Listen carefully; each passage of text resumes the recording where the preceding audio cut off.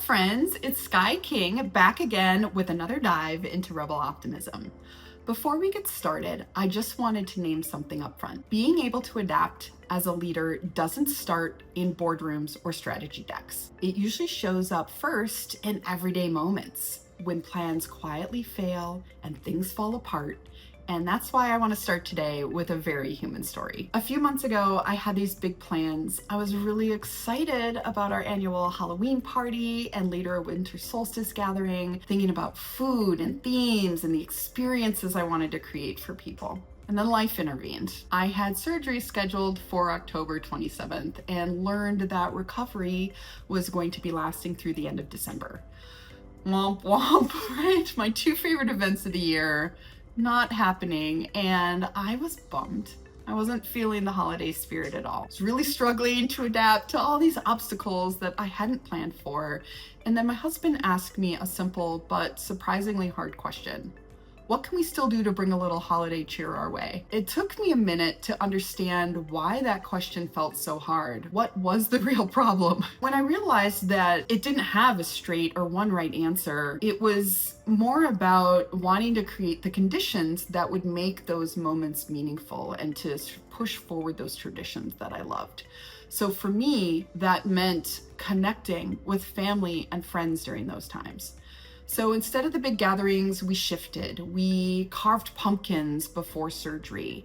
Later, afterward, when I had a little more energy, we found smaller ways to be together. Holiday cookies with neighbors, a charity wreath making event, an outing to the Dickens Christmas Fair. Those moments still helped us to mark the season and create meaning, just in a different way than I had originally imagined. Afterward, what struck me was this. Even though those moments weren't about leadership on the surface, there was leadership underneath. Navigating uncertainty and adapting to changing conditions is a deeply human capability, and that's also a critical leadership skill. And that's what I want to talk about today, adaptive leadership. What it is, why it matters, and how we can practice it without burning out ourselves or our teams. Before we get started, a quick reminder to hit subscribe if you want more conversations about leadership, emotional intelligence, burnout recovery, and building more human-centered workplaces. When leaders face uncertainty like market shifts, organizational change, the disruption AI is causing, or other sudden constraints, most people do the same thing. We default to things we already know, we reach for familiar tools, we tighten control, and this isn't a lack of creativity or courage. This is just how our human brains work. Behavior science refers to this as status quo bias, and it's a strong one, right? This is our tendency to prefer familiar options under uncertainty because they feel safer and require less effort. Under stress, our nervous system shifts into threat management mode, which reduces cognitive flexibility, making curiosity and exploration harder. The unintended consequence is predictable. Creativity narrows, curiosity drops, old solutions get over-applied to new problems. I know I've definitely done that one, which is exactly when adaptability matters most. Under pressure, this often shows up as acting quickly just to restore and keep momentum going, or deferring to the most senior voice in the room, even though that might not be the best solution, or making fear-based decisions to avoid discomfort or loss. Adaptive leadership isn't about eliminating these tendencies, it's about recognizing them and designing decisions, conversations, and systems so we're not going to be ruled by them. The concept of adaptive leadership comes from the work of Ron Heifetz and colleagues at Harvard. They distinguish between technical problems and adaptive challenges. Technical problems are clearly defined. The solution is known, progress comes from applying expertise in a relatively stable environment. Whereas adaptive challenges are a little bit different. There, the problem might not be fully defined, or the environment is changing. The solution maybe can't be delivered by expertise alone. Maybe it requires discovery through learning, experimentation, or shifts in behavior. This is where leaders often get stuck, treating adaptive challenges like technical problems. It's also where people confuse adaptability with flexibility. Flexible leadership is responding faster within an existing approach. Adaptive leadership is changing the approach itself when the solution isn't yet known. If the solution is known, flexibility might be enough. If the solution is not known, Flexibility alone is not going to get you there. Let's make this concrete. Years ago, I worked with the National Cancer Institute, and they had built an impressive set of digital tools for cancer researchers. Imaging platforms, genomic databases, and research resources of all types. But these tools lived across many disconnected websites and weren't being used. At first glance, the challenge looked technical. How do we organize this better? Maybe bring all these different resources into one place. The real question was, how do researchers actually discover, evaluate, and use these tools in the real world? We didn't yet have the solution. So we adapted the whole approach we took to this project. We stopped designing from the inside out and started asking and learning directly from the researchers how they worked, what tools they relied on, where friction showed up. And that learning then came before the design and build. That's adaptive leadership. A common reaction to all of this is, this sounds great, but deadlines are real, and they are. That's true. Adaptive leadership isn't about ignoring constraints. It's about responding to them in a more strategic and intentional way. When timelines suddenly shrink, a purely flexible response might be, everyone's working nights and weekends to get this done. Don't get me wrong, short sprints often sometimes have to happen. I get it. That's the reality of the world we live in. But an adaptive response is going to be asking a different question when those opportunities present themselves, right? Who can do the work maybe in a different way? Can we change who's doing the work?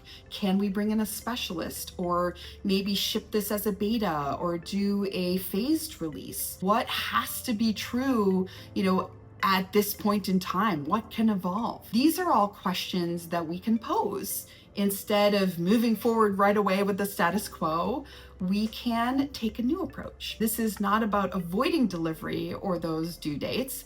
This is about adaptive leadership under pressure, not slower, but smarter. I'd love to share another example of adaptive leadership at a systems level. This comes from work I did on a global account where the client needed true 24/7 coverage across time zones. Our first instinct was to stretch our US team a bit with earlier mornings and later nights. But instead, we zoomed out and asked a different question, which was, what options do we have that we're not considering? We were part of a global organization with teams already working in those time zones. Pulling them in met the client's needs without burning out our team. The adaptive trade-off was short-term financial trade-off for our US division. We had to give up revenue to these other offices. From a narrow lens, maybe that doesn't look like a win, but from a systems perspective, it absolutely was.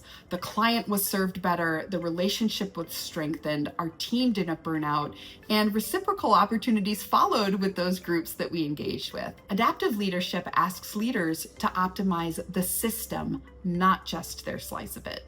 Adaptive leadership doesn't just show up in big strategic decisions, it shows up in everyday moments when expectations shift and pressure rises. I've seen teams swing to two unhelpful extremes, right? On one side, you get rigidity, where they might say things like, that's out of scope. And on the other side, you might get, over accommodation, where they say yes to everything and burn themselves out even more. So both of these lead to problems, whether it's stalled relationships, scope creep, burnout. And adaptive leadership, what I love about it is that it sits in the middle. Instead of reacting defensively or people-pleasing, it reframes the question, given what's changed, what would we need to shift to keep this successful? That kind of approach often strengthens relationships because it's grounded in honesty, learning, and shared priorities. Now I'd love to share a metaphor I use to explain how adaptive leadership actually gets built. It's a greenhouse.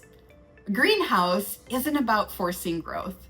It's about creating the right conditions, especially for things that wouldn't survive in the open environment yet. Different plants need different conditions. Unexpected stressors show up. Trade-offs emerge between speed, yield, resilience. Leadership works the same way. Adaptive leaders build environments where learning, experimentation, and adjustment are normal, not just pulled out during emergencies. And the key here is to craft these safe opportunities to develop and practice adaptive leadership before the next rainstorm comes. If you want to build adaptive leadership without burning out your team, here are a few low-stakes ways to start. First, do a 5-minute mini hot wash review of a recent meeting or project.